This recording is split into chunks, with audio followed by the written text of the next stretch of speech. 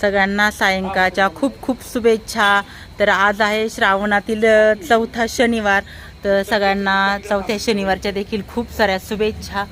तर आपल्या गावचा, आपल्या म्हणजे आपल्या शेतीचा, आपल्या पांढरीचा जो काही राखणकर्ता आहे तो आहे आपला देव मारुती देव, हनुमान देव।